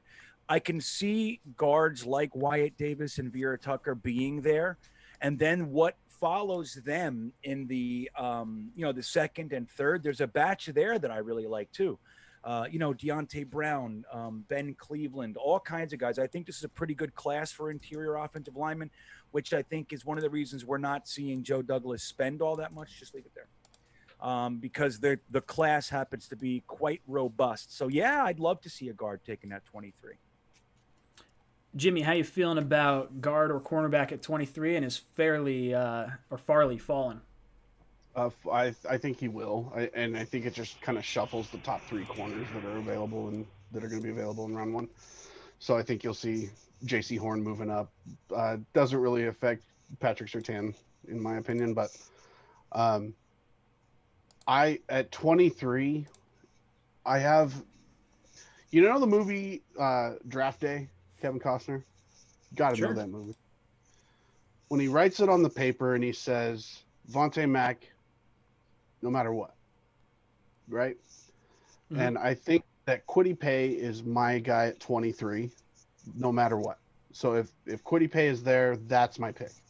If Paye is gone, J.C. Horn, that's my pick. Or Elijah Vera Tucker. Like those 2 are the ones that are like it's kind of a toss up. But I honestly think, and if you guys jump into my channel and check out the Creed Humphrey video, you'll understand why. But if I get Elijah Vera Tucker at 23 and Creed Humphrey at 34, that's a win. You're looking at a top 10 O-line for 2021. Real talk. Not even kidding. Matt, how you feeling about cornerback or guard at 23? Love it. I think that's a smart play. Also, if someone like Jalen Phillips is there and maybe you want to talk yourself into going edge, I can get behind that. But in my eyes, if Elijah Vera Tucker's sitting there, that would be my pick no matter what. Then after that, if Horn is sitting there, but Tucker is gone, then I'm going that route. And if Jalen Phillips is there, but maybe like, I don't know, the next best corner on the board is Asante Samuel Jr., then I'd probably go with Phillips at that point. I love it. Viles, for some reason I can't find your super chat in the side, so I just I put it over here, and I'll read off the rest of it because this is only part of it. He says, Mutt Viles, multivitamins, I have a massive dong, and here, oh no, sorry, I'm reading something between the lines here. He goes, hope I could tailgate and meet all you at the game this season. Also, where do you think Watson ends up? Just showing my support for the panel, and was Jimmy's 90-second sub, was looking for you after I saw you with Green Beans Mocks. Last, do you think Davis and Joyner steals, or do we think they're steals in free agency? Much love, JETS, Jets, from Mutt Files. Mutt Files, I believe I have your information, so I'm going to send you something else. And Justin, I'm going to send you something as well for the thank you for everything you guys have just contributed. Yeah. This was absolutely bananas. So make sure you reach out to me, through Instagram or my Gmail account or something like that. Kellen Moore. Sorry, I gotta say this real quick. Kellen Moore, if anyone donates $300, I will donate $500. Jesus Christ! The gauntlet has been thrown. Are you gonna let that fly, chat? Are you gonna let that challenge fly? Wow. Dude, putting up numbers tonight. Jesus. I'll say Watson. I don't think Watson gets traded. I don't think any team touches him right now. I think he sits for a year. If there's any validity to these claims, I think if there's validity to his claims, I don't know if he plays another snap in the NFL. Like, that's how bad this could be if he's at 24 allegations or whatever he's at right now. God, I love the guy, but it's hard to defend him when you have that many more allegations. It seems like it's just stacking up against him. Then he says he loves the panel. He was 90-second sub. Last, do you think Davis and Joyner steals in free agency? I think Corey Davis is a steal in free agency. I don't know so much about Gerard Davis. I am excited for it. And I do think Joyner at 1 year, $4.5 million is just so clutch. We're moving him back to free safety. It 100%, going to benefit us. And you look at Sherman. Sherman was talking about going to free safety because cornerbacks, when they transition to all these different positions, going to free safety, you can extend your career by multiple years. So Joyner being 30 and being a free agent, being a free safety, I like it a lot, and I think you're right. It's a home run as far as a steal in free agency. Matt, I'll throw it to you first. Where do you think Watson ends up, and what do you think of Davis and Joyner being steals in free agency? That's such a tough question. The Jets and Dolphins seem like they make the most sense. I also think Carolina is sneaky going to try to make a big offer there.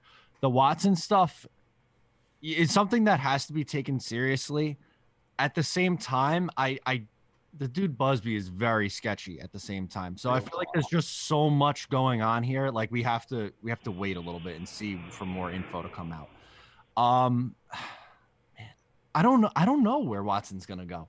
I really don't. I have a hard time pinning it down, and Houston seems dead set on keeping this guy. I don't know if he's going to ever play another snap for them. I would bet probably not, but it's just, I don't know. Once they have to admit to themselves that he is not going to play for them first for me to say, okay, I really think he's going to be moved like now. Because at this point, it's just been too long and too much of waiting where I really have no idea where this guy's going to end up. Jimmy, how you feel? Well, how are you feeling? Where do you think Watson ends up? And then what do you think about Davis and Joyner? I stand with Deshawn. Okay. There's been zero evidence saying that he has done anything wrong or proving that he's done anything wrong. In fact, Deshawn's lawyer just released a statement today saying that they've already debunked and disproven one of the accusations, that they have text messages from one of the accusers, and I'll be doing an update video on this probably tomorrow.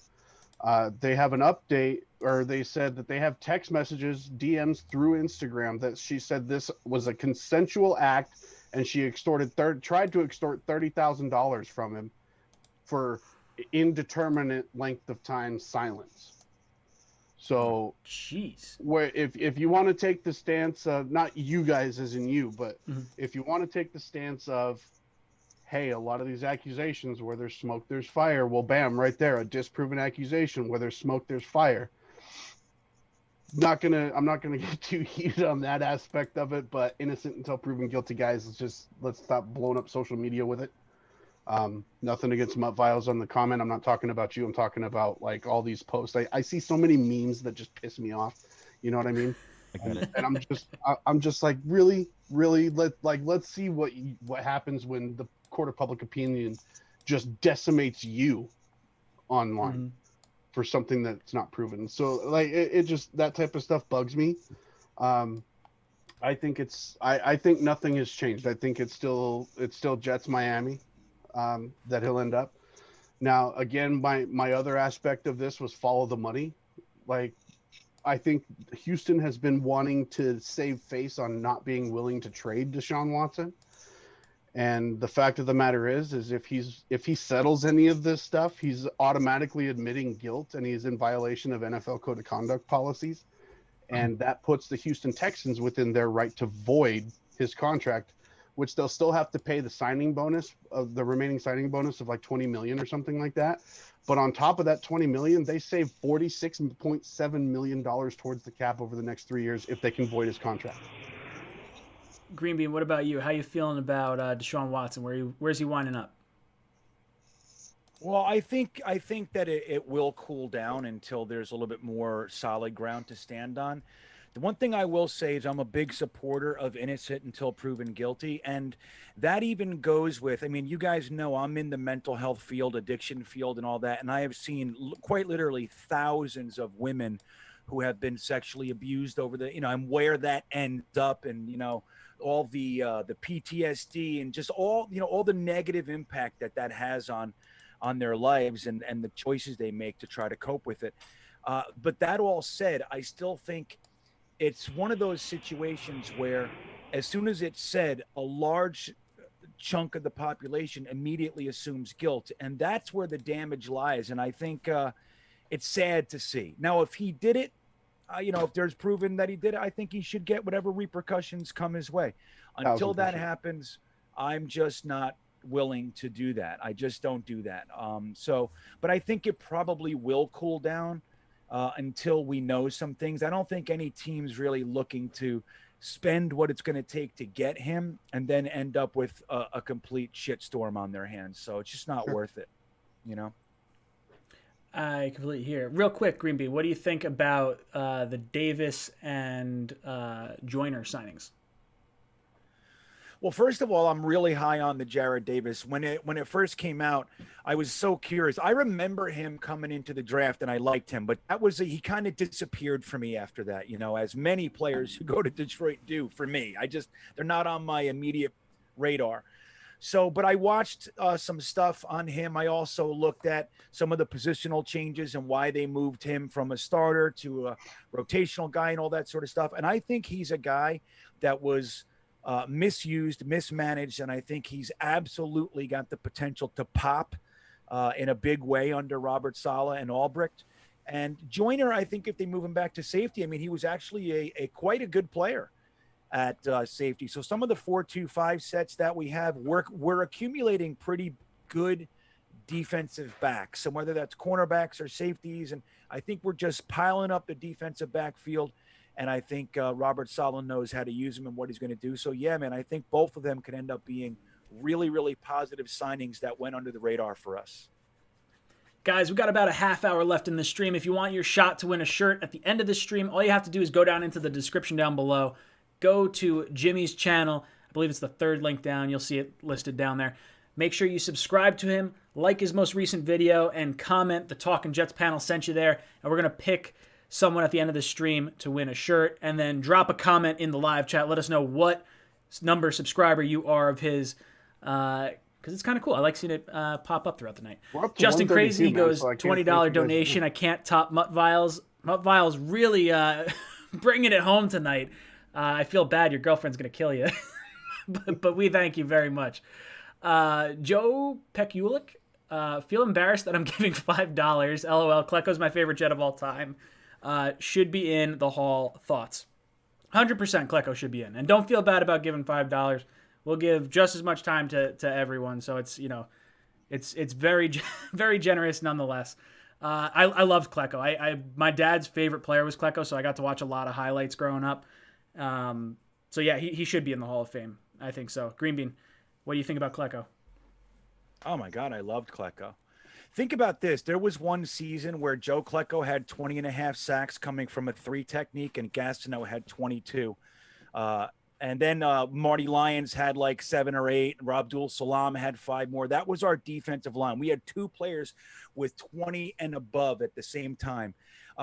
So just imagine. That's why when we get all hot and bothered for these guys who get 8 sacks or 7, I'm like, I don't know. I'm still stuck on that shit. I know it's 35 years ago, but that's still how I think. Klecko was an absolute monster, man. They couldn't stop him. He would do this weird thing where he lined up catty corner like on an angle to the center, so he wouldn't line up straight. He lined up like on a diagonal, and he would hit him sideways. And it was just so great to see him. You knew when he didn't do it every play, but he would do it and just crush the line that way. He was just such an animal. It's a shame that he's not in the Hall, because he, honest to God, does deserve it. Not just because I'm a Jets. God does deserve it. Not just because I'm a Jets fan. He deserves it.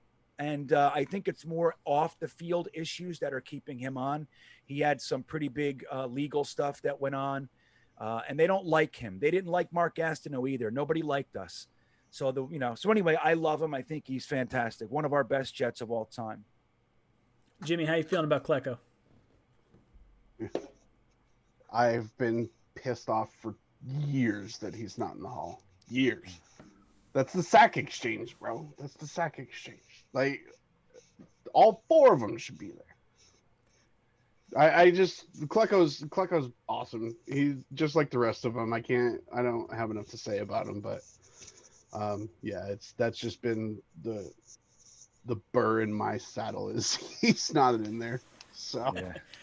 Matt, what about you? Anything to add about Klecko? Yeah, I would have loved to see him play. I really do think he should be a Hall of Famer, though, for sure. And that does bother me.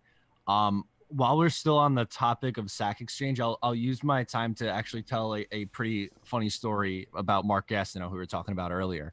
So I live not too far from Hofstra, where the Jets practiced for many, many years. And one day my dad was driving on Hempstead Turnpike, which is right over where, Hofstra is.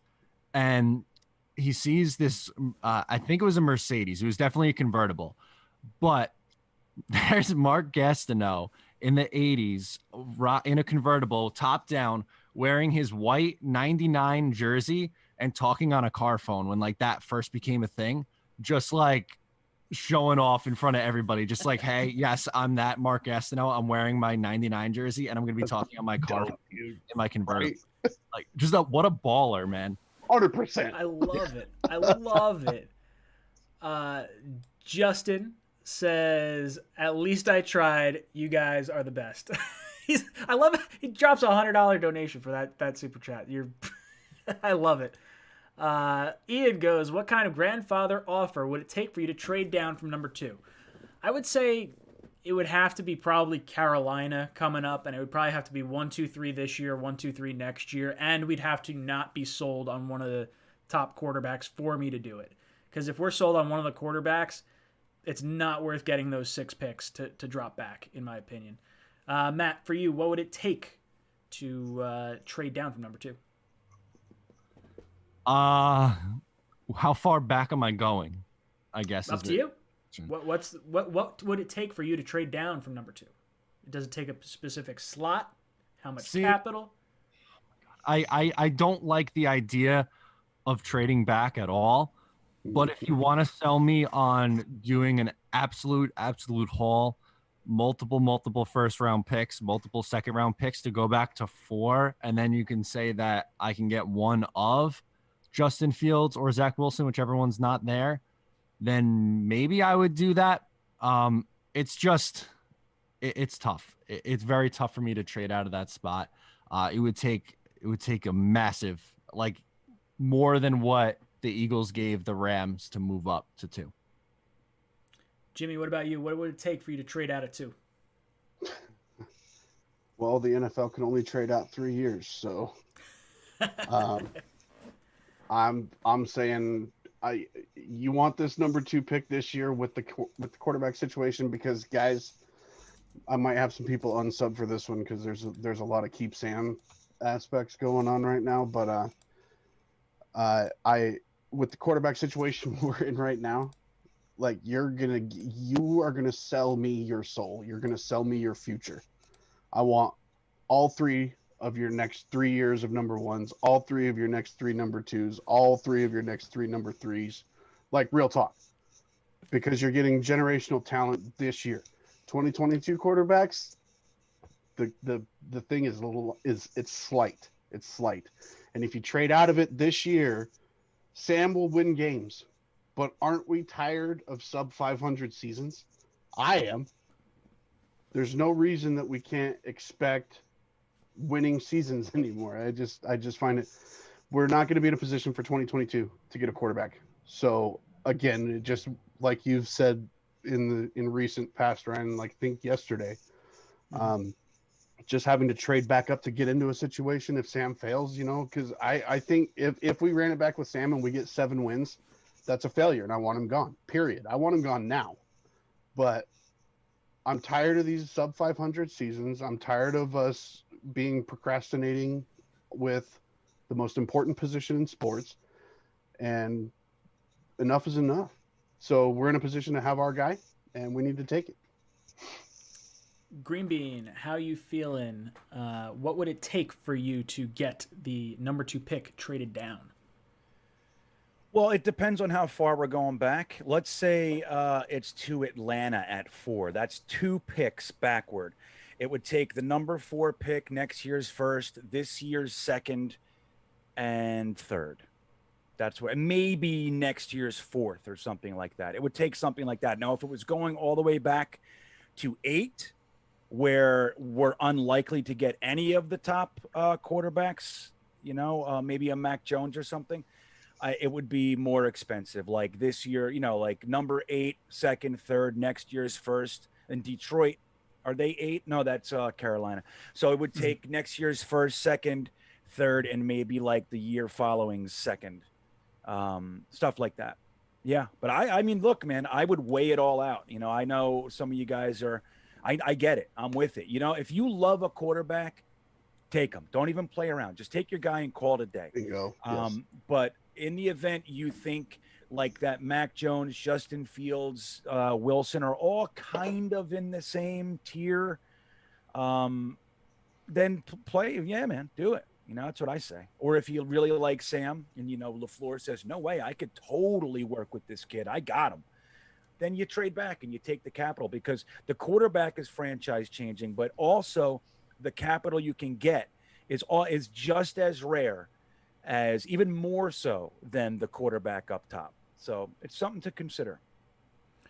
Justin Crazy donated $2. He says, don't pay me back. It's okay. Go Jets. No, I'm going to say, let me at least send you a shirt or something like that. So get in contact with me, because I want to do something for you. It's way too much money to be throwing around. We're about to go on a little run here. Marcus, thank you so much for the super chat. And then Justin, we're finally getting to your $50 one. I am just crazy. It is in my name. Then he throws a $2 super chat in. And then right after that, a $20 super chat saying, I got to stop. I will start to become broke. And then he threw a $2 super chat in just now that says, don't pay me back. So let me get your information. Let me send you something nice. Marcus with another super chat of $1.99. Richard Delgado, $5 super chat saying Vontae Mack at number 2, fire Yes, with a sir. little emoji there.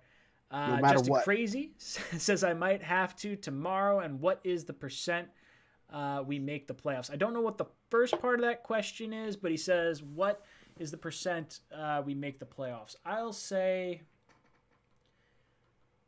30%. I don't know if it's a playoff season, but I'll say I'd like to play at least competitive football. And I think I've said this before, where a 6-10, 7-9 season, or I guess a 7-10 season, or a 6-11 season. I guess 6-11 would feel more like a failure. 7-10 if we have a 17-game season. I'll say that would be okay with a rookie quarterback, a new regime. It's a complete turnaround. As long as we're trending up towards the tail end of the season, I don't need to make the playoffs, but I do think there's an outside shot. I'll say 30% the Jets, sneak into the playoffs. Matt, what about you? What do you think the chance is? Honestly, that's funny you said that, because as I was thinking of my number, you said 30, and I was like, oh, that sounds pretty good. I think you're pretty close. I'm gonna say in that 25 to 35 range. I don't think it's very likely, but my way too early, subject to change record prediction right now is 7-10. We'll see what happens in the draft and stuff like that, and if they play 17 games, but I think they will.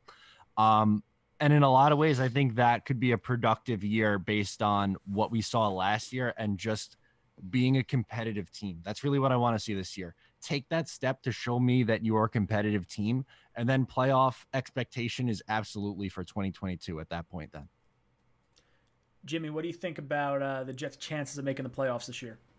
If we run it back with Sam, 0%. We win those 6 games. We'll go 6-11. If we get a rookie quarterback, Zach Wilson, or the 0.5% chance that Trevor Lawrence slides to 2. Rookie quarterback, I'm saying 60% chance Jets go to the playoffs this year. I think we have 11-6. 11-6. So yeah, I think playoffs are in the cards. I really do. And I'm honestly, I'm not looking at this through emerald colored glasses, guys. I promise you. I'm really high on my team, our team. But here's the thing, guys, is I see what a lot of people don't see. And not you guys, like I'm talking about like what I read on Facebook and stuff like that. It's a good thing I'm in Facebook jail, because I would probably be banned again for some of the comments I see in Jets groups. But my thing is our coaching staff is head and shoulders above what it was. We are top echelon coaching right now. I mean, there's already talk about our offensive coordinator being a head coach in the next couple of years. That's a great problem to have. So I think our head coaching is good. I've always said that we're a more talented roster than our record showed. And I really think I'm calling it 11-6 with a new quarterback, playoff bound. Maybe not a deep run, but we'll get there. Greenbean, what about you? What's our percentage chance to make the playoffs? Percentage chance to make the playoffs. Let's go 50-50, huh? How's that? That feels good. There you go. Well, it's either a yes or a no, right? That sounds like science. Yeah, right. Yeah, science. Right. It's but I do think I think we will surprise people. I think the big X factor is going to be our health. I think our team was more talented than we showed last year. I think their soul was stolen by the Gase effect. I think the injuries stole whatever soul was left. And then we had just the poor play from everybody. It was uninspired. And I think we're a talented team, not a Super Bowl team, but we have a lot of young talent. And I could see us coming out of here with a winning record this year. Ooh, I like it. Marcus dropping in with another super chat. He had a whole bunch in a row right there. You got a pretty big dung, just not as big as Mutt Viles and Justin. But dude, okay. Thank you so much for the super chat.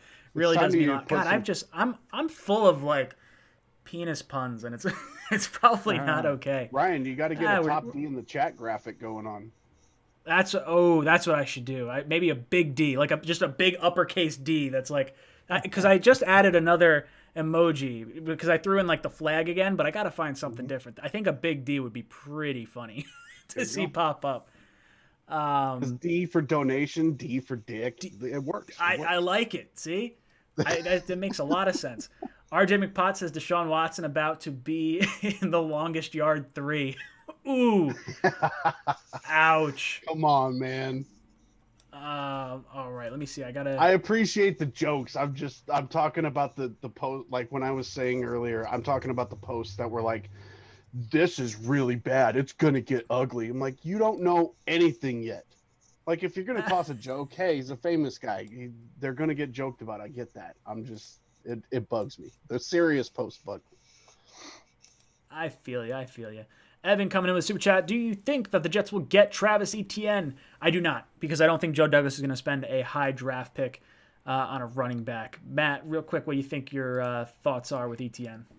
The Jets don't pick a running back before round 3. Jimmy, what do you think? No, running back in the first round is a move you make when you're a running back away from a Super Bowl run. Jets don't take him yet. Greenbean, what do you think about Etienne? I think if we did I agree, but I think if we did, it would be Najee Harris. That's what I think. Ooh. Very, very interesting. Justin, throwing up your super chat from before. Don't pay me back. Go Jets. Mutt Viles, talking to Justin. He says, Justin, we are lit. Also, prediction for the season. I think 8-9 if we nail this draft. If we nail this draft, say we get the new quarterback, I could see, what would it be? 9-8, I guess. I could see 9-8. I could see a 9-8 season happen if we nail the draft. I think we're still a year away from being really, really competitive. Matt, real quick, what do you think your record prediction is? I'm gonna stick with my 7-10 as my way too early. I think if everything breaks right, maybe they get to 9 wins, but anything more than that, I think, is being a little too optimistic in my book. Jimmy, what are you thinking about the Jets' record overall? 6 wins with Darnold, 11 with the new quarterback. Ooh, Greenbean, what about you? I'm comfortable without knowing even who our quarterback is, saying 9 or 10. There, yeah, man. I like it. Joshua Dela Cruz says, who do you think will sign at corner? We really need one to pair with Hall and a rookie. I still think it's going to be Sherman. That's kind of, I don't know, maybe did Sherman sign anywhere? I haven't really been paying attention. Not yet. Super close to that. Not yet, I think it'll be one of the. Yeah, I think one of the 49er cornerbacks feels like that would be the safer option. I don't know, Matt. Who do you think we roll with? At corner? Yeah. I do think that they land Kwan Williams. I don't know if they're going to sign someone else to play on the outside. They might look to the draft for that instead. Yeah. Jimmy, what about you? What do you think happens with corner? I've wanted Richard Sherman since his press conference talking about Robert Saleh. I don't see it happening, unfortunately, anymore. There was a lot of hope, but after, I think Corey Davis was the one that just signed today or yesterday or whatever it was. So I think we're below 30 million. I think we're right in like the 25 million. Mm-hmm. So, yeah, I don't see it happening. I think it's just going to be handled in the draft. Greenbean, your thoughts on corner? Yeah, you know what? I am a little disappointed in the inability to grab some of the Niners guys for Robert Saleh. I thought we would see some. So it would really make me happy if Kwan Williams came over. He was somebody that we were all talking about. I think Sherman would be interesting for the obvious reasons, not only on the field, but player coach. But I do think we're going to take one in the first 3 rounds, maybe. And I think it's good, man. You know, I think Kwan Williams would be great. I don't see too many other guys coming via trade or free agency, unfortunately. I love it. Jimmy, I'm going to have you go over to your most recent video just to have it queued up for us. Guys, if you want to win a shirt at the end of the stream, we're going to be giving away a shirt. All you have to do is go down into the description down below, subscribe to Jimmy, like his most recent video, and leave a comment saying the Talkin' Jets panel sent you over there. And we're going to give away a shirt in just 10 minutes time. So hang in there, and someone's going to win a shirt. Elijah says, we're going 11-6. Our team will surprise the league. Man, from your lips to God's ears. Zachary says, hope Najee at 23. I like Najee a lot. At 34, had everything broken the right way in free agency, I could have potentially gotten on board with it. At this point, I'm not touching running back before the 3rd round. Just my thoughts there. Marty Thompson says, good day, mate. Najee's the pick at 34. Is a must. God, I can't even do that. I don't even know if that's an Australian accent. Bobby Kennedy. You turned that's into I'm trying to like. Yeah, I'm trying to be like Crocodile Dundee. Najee Harris is going to be at 34. Najee Harris is going to be at 34. Must thoughts. I like Najee. I won't hate on it if it's the pick, but like I don't love running back so early. Marcus finally gets his super chat words in there and whatnot. He says Pennington all-time favorite. He says not even close either. I had major issues, super chat issues, not a troll. Fields best raw tools in the draft by far, and he says give me Wilson. That's a good way to put that. I think Fields is probably the most, maybe like the highest upside, almost like Lamar Jackson, where you looked at Lamar and you're like, wow, or I guess it would be Lamar and Josh Allen. Those two, when they were coming out of the draft, were just so athletically gifted. And I feel like Fields, of the quarterbacks are being talked about at the top of this draft, Fields is the guy that fits that kind of bill. And then, Wilson, I think we're kind of on board with that from everything that I've been hearing from these guys over here. And then let's see, Marcus has another one. Let me get that up here right quick. He says, what's Jimmy's YouTube name? He's got the best takes. Oh, Jimmy by Jets. There you go. Jets by Jimmy. I screwed that up yesterday. I did it again. I screwed it up. It's in the description, and I don't know where Jimmy by Jets comes from. I just alliteration screws me up. I've been on your YouTube YouTube right, channel. And then you're like, no, I mean Jimmy by Jets. Like you said it right, and then you're Jets, like, wait, no. Jets by Jimmy. Jets by Jimmy. All one word, Jets by Jimmy. You can find it if you search in YouTube. You could find it in the description down below. Yeah, that's basically it. So, and I actually am now finally able to get a custom URL. Guys, you took me from 90 subscribers at the start of this thing to right now sitting at 155, man. You guys are that's ridiculous. No, we got 500 people in here. Go over to Jimmy's channel. It's down below in the description. We're getting his ass to 200 easy. Come on, 50 more. Come on, you can do it. I mean, someone's I'm not winning a shirt tonight. Head over to Jimmy's channel. I appreciate it. I swear, if you are not subscribed to Jimmy, I see a 155 in there from Terry. It's creeping up. It's creeping up. Timmy. It says Wolves. You have no idea. I grew up with that shit. Okay, like going into high school, everybody's like Jimmy. I'm like, yeah, okay. It's not original anymore, guys. Okay, this shit's 5 years old. I absolutely loved South Park. I don't know if you guys have seen either of the two most recent ones. They did the pandemic special and or it wasn't the quarantine special, was it? The vaccination special, I guess. Oh man, I could sit and watch South Park for days. I think those guys are hysterical. I want to go see Book of Mormon. I haven't done that yet. I saw it. Justin Crazy says 500 tomorrow if Ryan streams. Saw Book of Mormon? Oh, jeez. Becca's going to kill me. She's like, I'm spending way too much time yelling at a computer with a bunch of goons from all over the country. Oh, jeez. Maybe. We'll see. Maybe I'll do a surprise stream. We'll see. Close, Splash says he's at 170. Come on, guys. Let's get to 200. 177. Let's get to 200. We're getting Jimmy to 200. We got 6 minutes left of the stream. We could do it. I have faith. We can do it. I got my video queued up, guys. So he's got it queued up. Hit that refresh button. We're going to be giving away a shirt in just a few minutes. Make sure you subscribe to Jimmy. Jimmy. Sorry. On a personal note, real quick, if I can, you three on this panel with me are the reason that I started doing this, and I can't thank you enough for showing me, even though Matt ghosts me all the time on Twitter, but I'm just sorry. I'm really bad at checking notifications. No, bro, I'm totally kidding. No, I seriously, you guys have been on our Weapons Hot show. Much love to CJ D. Simone. I have Weapons Hot in my description as well, guys. So if you like what you see from me on my channel, if you like what you see from me on here, I appreciate that.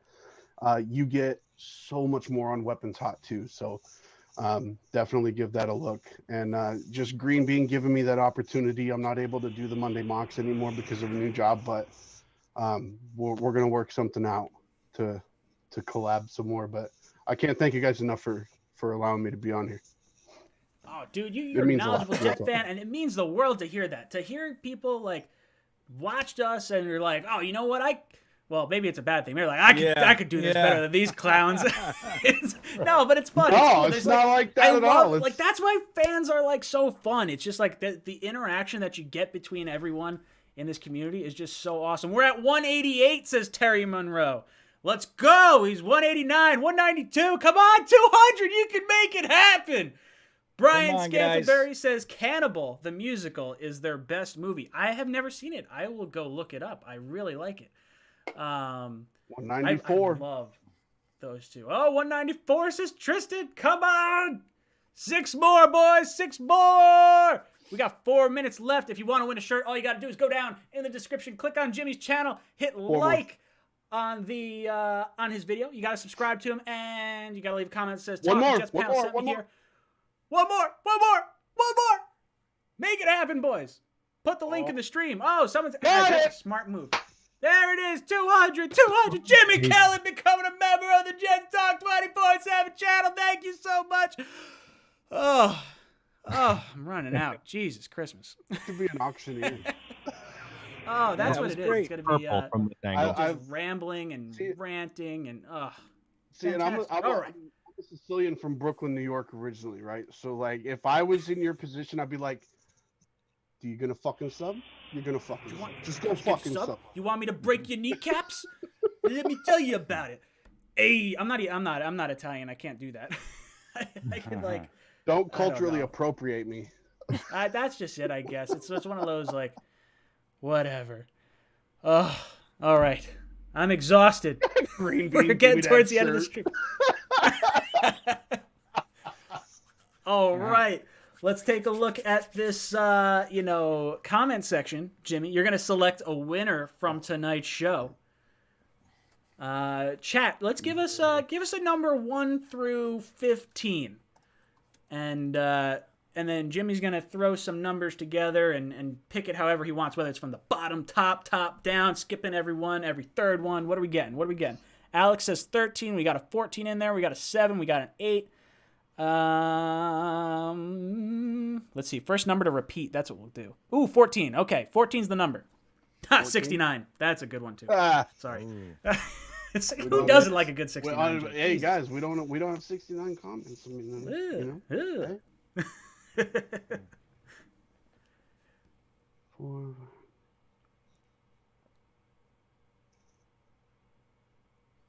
So quiet. Let's see. Bum, bum, bum, bum, bum, bum, bum, bum, bum, bum, bum, bum. Where was it?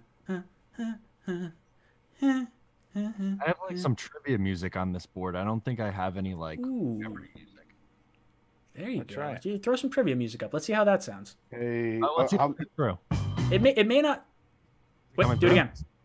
Oh, there it is. We'll just have Matt with a little soundboard dropping like Banana Land. Banana Land. Yeah. I should make a panel on this one. I don't know why I haven't yet. I should. That would be funny. I didn't know that was an option. Oh yes, we can have some fun with this. Hey, I gotta go with this one, guys. I appreciate everything, and like thank you guys for getting me to where I am already. But this comment comes from Hans Hammerschlag. Real talk. Hey, he said, sent here by Talkin Jets panel. Great to see young channels grow. Man, much appreciated. That's my guy. I love it, brother. Definitely congratulations, and make sure you hit me up on Instagram or Facebook or Gmail or something like that. I'll get you your information. We'll send you out a shirt.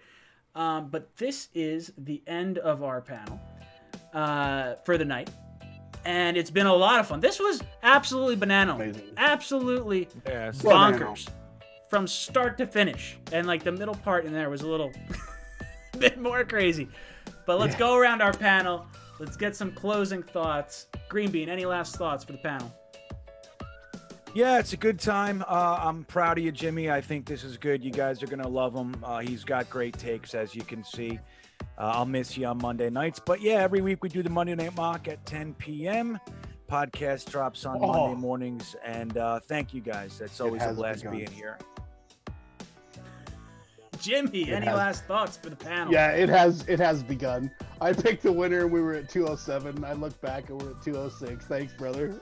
Yeah, there it is. Wow, they're like, oh, screw that. I just want the shirt. Get out of here. What a bunch of jerks in the chat over there. Hey, it's all good, man. I only want the real ones in there anyway, guys. So I can't thank you guys enough. Real talk. I'll be putting a bunch of film breakdowns going forward. We have Weapons Hot on every Friday night, Worldwide Sports Radio Network. You can download the app for free in all the app stores. We're also doing Weapons Hot After Dark this Friday, and that is going to be exclusively on YouTube, so that you'll see that in my video descriptions below. So thank you guys. Thank you for having me. I appreciate it. And Green Bean, we're going to collab again, man. We're going to find a way. I will make this happen. Yeah, right on, dude. I love it. Matt, any last words for our panel? You guys are the absolute best. Thank you to everyone in the chat. As I said in the beginning, I have so much fun doing this. It's really a lot of fun talking Jets, and I look forward to it every week. So let's do it again next week, boys. I love it.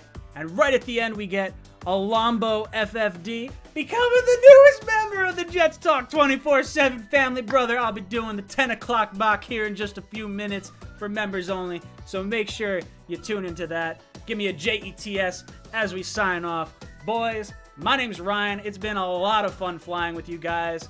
This is Jets Talk signing off. JETS! What up, baby?